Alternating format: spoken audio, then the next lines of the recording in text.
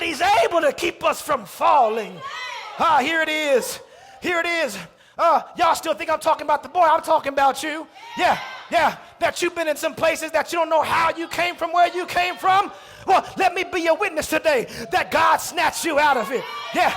That you were in some addiction that you didn't know how you got out of. Let me be a witness. God snatched you out of it. Yeah. That you were in some beds that you had no business being in, and you don't know how you got out without HIV. I got a witness. God snatched you out. And so here it is. He walked away. Watch it. The Spirit tries to destroy him, and God allows him to walk away because God just... Yeah.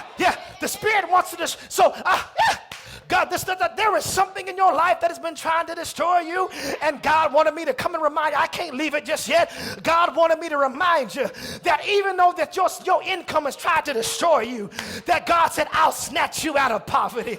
I'll snatch you out of that low income situation. I'll snatch you out of that bad relationship.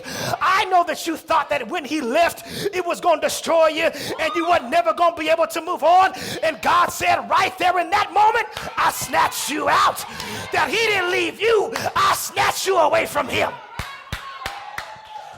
And so here it is.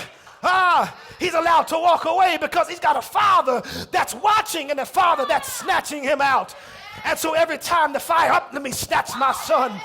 And every time the nope, let me snatch my son. And that is what God is doing in your life right now. And the reason that he shut some doors is he's snatching you out of some danger. And the reason he won't let you connect with folk that you want to get connected to, I'm snatching you away from that. Here it is. I got to get you out of here for brunch. I got to get you. I know you got 12 o'clock appointment. Here it is. The father says, look, the severity and longevity, it's battering my faith. And now my faith has led to unbelief. I need you to see it. He don't even realize that God has positioned him, that even though the boy has water and fire to deal with, he got a daddy. Yeah.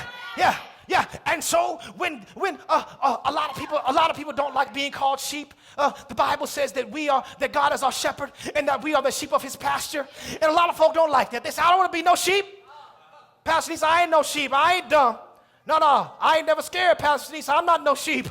I'm not no sheep, Pastor Harrison. No, that ain't me. I ain't no sheep.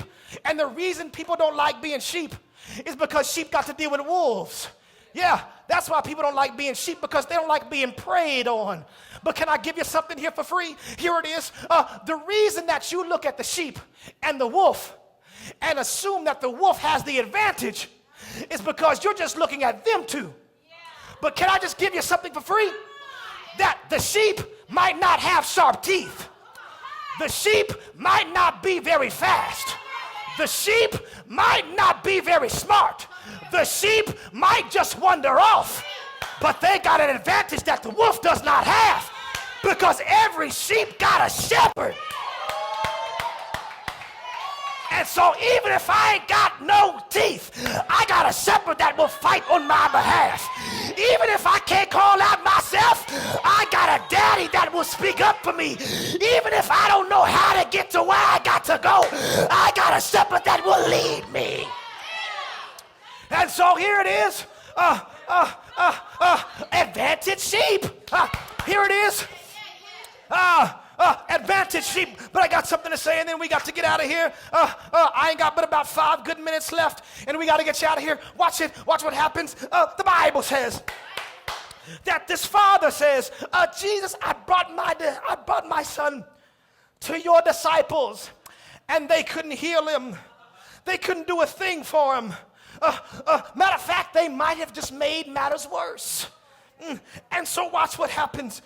They couldn't heal him. Jesus shows up, and the man says, if you can do it, Jesus, if you can do anything, then have compassion on us and heal my son. I need you to see it, and we're gone.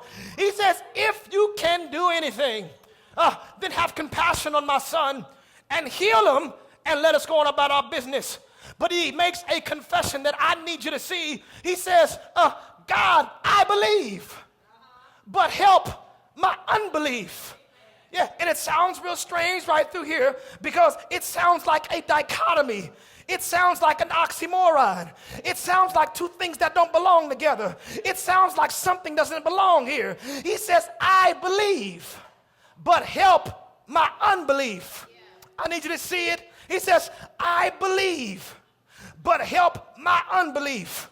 Here it is, the biggest barrier to your prayers being answered is not the size of your faith, it's the secrecy of your doubts.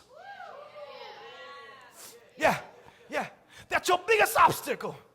It's not the size of your faith, it's the secrecy of your doubts. Yeah, it's the secrecy in your doubts. So watch it. Jesus said, if you have faith the size of what? A mustard seed. Yeah, that ain't very much at all. You ever seen a mustard seed? Matter of fact, if I was holding one, could you see it? No, you couldn't see it. That means it don't take very much to move mountains. And so it's not about the size of your faith. It's about the secrecy of your doubts. And so watch what the Father says. The Father says, God, I do believe. I need you to help this unbelief I got. Yeah. And so he came with two different problems. He came exposing his son's problem.